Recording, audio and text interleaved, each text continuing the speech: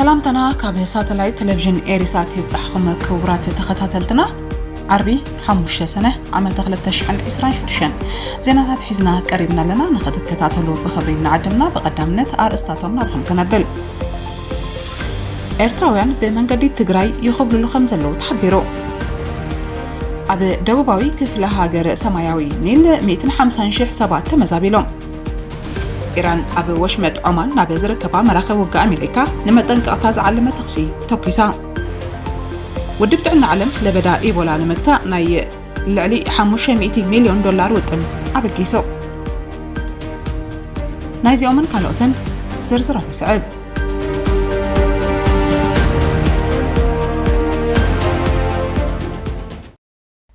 ኤርትራውያን በመንገዲ ትግራይ ይخبلሉ ከምዘለው ተሐቢሩ ብርክት ዝበሉ ኤርትራውያን መንእስያት ኣብዚ ሰሙን ውሽጢ በመንገዲ ክልል ትግራይ ኣቢሎም ናብ አዲስ አበባ ከም ሰገሩ ምንጭታት ኤሪሳ ዝሃቦ ሓበሬታ የመልክት እቶም መንእስያት ኣብ ኤርትራ ካብ ዘሎ ተስፋ ዘይህብሉ ኩነታት ተማሪሮም ናብ ኢትዮጵያ በመንገዲ ክልል ትግራይ ኣቢሎም ክሰግሩ ንሕድሕዶም $4,000 ከፊሎም ናብ አዲስ አበባ ከም ዘብጽሕዎም ምንጭታት ኣረድዮም እቶም መንእስያት ኣብ ጥቃዶ ብገለ ኣባላት ሰራዊት ኤርትራ ተታሒዞም እንኳን ተነበሩ እቲ ኣስጋራይ ሽጉጥ ሒዙ በመንባሩ ግን ኣብ መንጎ ፍርሕን ራዕድን ኮይኖም ክሓልፉ ከም ዝኽኣሉ ካብቶም ሰገርቲ መንእስያት ዝሃቦ ሓበሬታ ይረድእ ኣብ ሓደ ሰሙን ቁጥሮም ብልክዕ ዘይፍለጡ ኤርትራውያን መንእስያት ዶብ ትግራይ ሰጊሮም ናብ ኢትዮጵያ ከም ዝኣተው ምንጭታት ወሲኾም ይሕብሩ ኣብ ክልል ትግራይ ብዘሎ ጸጥታውን ፖለቲካውን ወጥሪ ነቶም ኤርትራውያን ካብ ዶብ ምስጋር ከም ዘይዓገቶም እቲ ዝኽፈልና ኸፈሉ ድማ ካብ ኤርትራ ብመንገዲ ትግራይ ክሓልፉ ይቕሰቡ ከም ዘለዋ ገንዚቦም ኣብ ክልል ትግራይ ዘሎ መሓውር ጸጥታ ምስጋር ኤርትራውያን በተደጋጋሚ ክሲ ክቐርበሉ እኳ እንተጸንሐ ዛጊት መፍትሒ ከይረኸበ እቲ ዘይሕጋዊ መስርሕ ይቕጽል ከም ዘሎ ዝተፈላለዩ ኤርትራውያንን ተጋሩን ዝህቦ ዘሎ ሓበሬታ የመልክት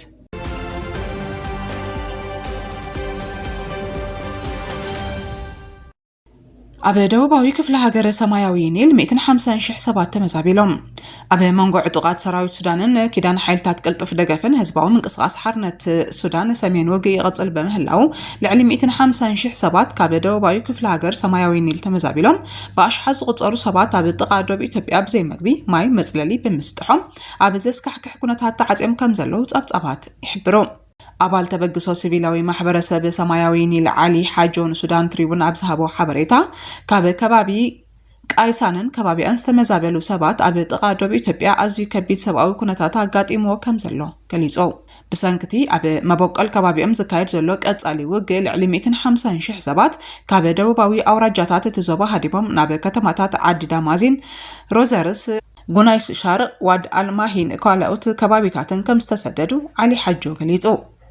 ኣብ መብራቃዊ ክፋለት ዞባ ኣብ መንጎ ሰራዊት ሱዳንን ኪዳን ሓይልታት ቅልጡፍ ደገፍን ህዝባዊ ምንቅስቃስ ሓርነት ሱዳን ሰሜን ንኣዋርሕ ከቢድ ወተሃደራዊ ግጭታት ይካየድ ከም ዘሎ ጸብጻባት የመልክቱ ሓጆ ውድብ ሕብራት ሃገራት ሕብረት አፍሪካ ኩሉ አህጉራውን ዞባውን ኣገባባት በመጠቀም ንኹሎም ተዋጋእቲ ወገናት ሓገዝ ናብቶም ዝተገድኡ ክበጽሕን ሲቪላዊ ስቃይ ከቃልልን ቅልጡፍ ተኽሲ ደው መባል ወይ ኩለመዳያዊ ሰብኣዊ ዕርቂ ንኽሰማምዑ ጸወት ክገብሩ ጸዊዑ በተወሳኺ ኩሎም ወገናት ሰብኣዊ መሰላትን አህጉራዊ ሰብኣዊ ሕግን ከኽብሩ ብዘይ ዝኾነ ዕንቅፋት ኣወሃባ ረድኤት ንምርግጋጽ ውሑስ ሰብኣዊ መስመራት ክኸፍቱ ጸዊዑ ካብ ዜና ሱዳን ከይወጻና ፖለቲካዊ ሓይልታት ሱዳን ኣብ ዘካየድዎ ዘተ ሰላም ኣብ ስምምዕ በጺሖም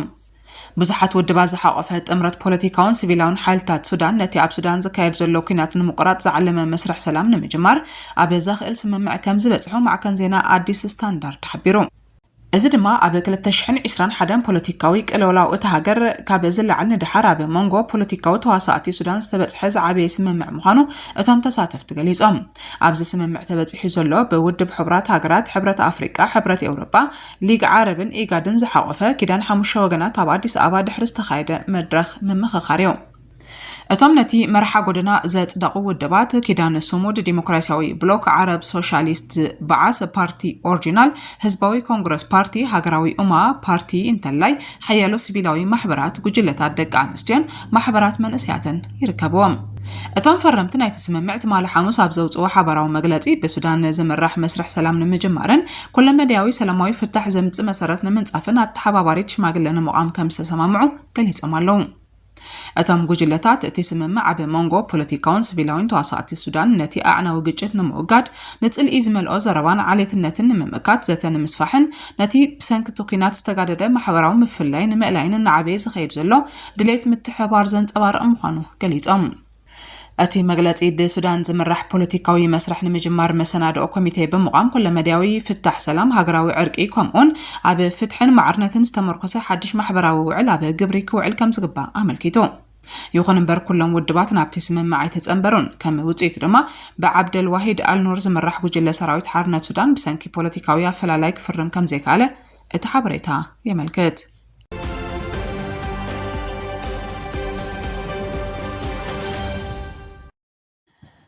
ኣብ ሶማሊላንድ ብዝተላዕለ ተቃውሞ ህይወት ሰብ ጠፊኡ። ኣብ ሶማሊላንድ ዞባ ሳሂል ኣውራጃ ሸኻብ ዝተኻየደ ናይ ተቃውሞ ሰልፊ ሓደ ሰብ ክመውት እንከሎ ካልእ ድማ ቆሲሉ ክብሉ ነበርትን መሰኻኽሪ ዓይንን ገሊጾም።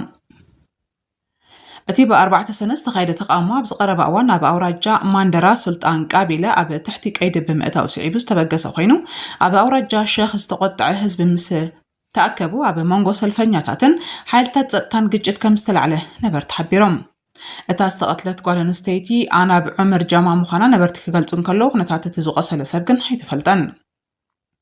ሓደ ሰልፈኛ ሓይልታት ጸጥታ ኣብ ልዕሊ ሰልፈኛታት ተተኮስ ተጠቂሞም ክብል ከሲሱ ኣብቲ እዋን እቲ ንዓብዪ ሰላማውያን ሰባት ዕላማ ከም ዝኾኑ ገሊጹ።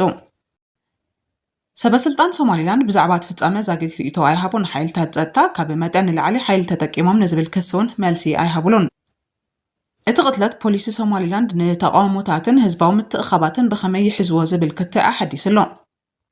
ሓይልታት ጸጥታ ኣብ እዋን ሰልፍታት ካብ መጠን ንላዕሊ ሓይሊ ይጥቀሙ ብምባል ካብ ጉጅለታት ሲቪላዊ ማሕበራትን ተጣበቕቲ መሰላትን ተደጋጋሚ ክስታት ከም ዘጋጠሞም ምንጭታት ይሕብሩ። ኣብ 2025 ኣብ ቦራማ ኣብ ዝተኻየደ ተቃውሞ ብውሕዱ 19 ሰባት ክቐተሉ ከለዉ ኣብ 2023 ብተቃውምቲ ዝምራሕ ሰልፍታት ብውሕዱ 7 ሰባት ምማቶም ዝዝከር እዩ።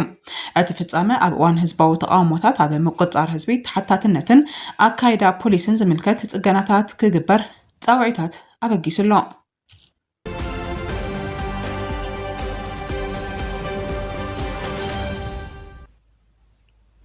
ውድብ ጥዕና ዓለም ለበዳ ኢቦላ ንምግታእ ናይ ልዕሊ $500 ሚልዮን ውጥን ኣበጊሱ።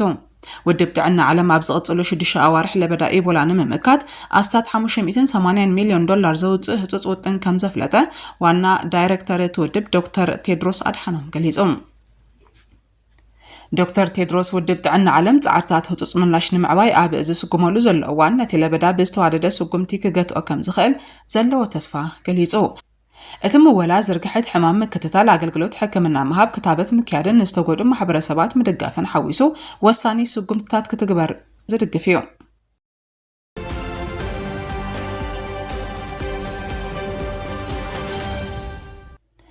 ኢራን ኣብ ወሽመጥ ዖማን ናብ ዝርከባ መራኸቢ ውግእ ኣሜሪካ ንመጠንቀቕታ ዝዓለመ ተኽሲ ተኪሳ። ሓይሊ ባሕሪ ኢራን ኣብ ወሽመጥ ዖማን ናብ ዝርከባ መራኸቢ ውግእ ኣሜሪካ ናይ መጠንቀቕታ ሚሳይላትን ሰብ ኣልቦ ነፈርትን ከም ዝተኮሰ ብምግላጽ ሓይሊ ባሕሪ ኣሜሪካ ባሕሪ ዝግበር ምንቅስቓስ የሸግርን ንግዳዊ መራኸቢ ሒዝን ከም ዘሎ ከሲሱ። ብመሰረት ጸብጻባት መንግስታዊ ማዕከናት ዜና ኢራን እቲ ኢራን ዝወሰደቶ ስጉምቲ ብዛዕባ እቲ ኣብ ዞባዊ ማያት እናወሰኸ ዝኸይድ ዘሎ እገዳታት መጠንቀቕታ ንምሃብ ዝዓለመ እዩ። እዚ ከምዚ ኢሉ ከሎ ትእዛዝ ኢንዶ ፓሲፊክ ኣሜሪካ ሓይልታቱ ኣብ ህንዳዊ ውቅያኖስ ንሓንቲ ካብተን እገዳ ካብ ዘይተገበረለን ሃገራት መርከብ ዝኾነት ኤምቲ ዳቪና ኣብ ህንዳዊ ውቅያኖስ ከም ዝዓገታ ገሊጹ።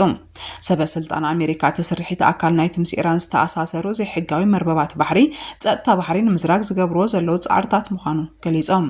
እዚ ፍጻመ እቲ ኣብ መንጎ ኢራንን ኣሜሪካን ኣብ ወሰንቲ ዓለማዊ መስመራት መራኸብ ተፈጢሩ ዝጸንሐ ወጥሪ መሊሱ ይብርኽ ምህላው ዘመልክት ምዃኑ ተንተንቲ ይሕብሩ።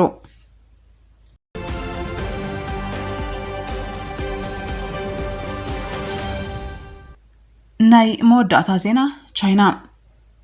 ፕሬዚደንት ቻይና ሺ ድሕሪ ነዊሕ ግዜ ናብ ሰሜን ኮርያ ዑደት ክገብር እዮም። ፕሬዚደንት ቻይና ሺ ጂንፒንግ ኣብ ዝመጽእ ሂደት መዓልታት ናብ ሰሜን ኮርያ መንግስታዊ ዑደት ከካይድ ምዃኑ መንግስታውያን ማዕከናት ዜና ቻይና ሓቢረን።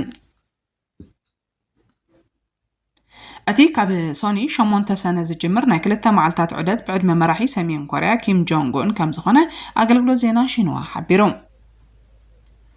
መንግስቲ መንግስታውያን ማዕከናት ዜና ሰሜን ኮርያውን ነቲ ዕድመነት ጉዕዞን ኣረጋጊጸን ኣለዋ። ክልቲኦም ንመወዳእታ ግዜ ኣብ ወርሒ መስከረም 2025 ዝተራኸብሉ እዋን ኪም መበል 80 ዓመት መዓልቲ ዓወት ቻይና ንምዝካር ኣብ ቤጂንግ ኣብ ዝተኻየደ ወተሃደራዊ ምርኢት ቻይና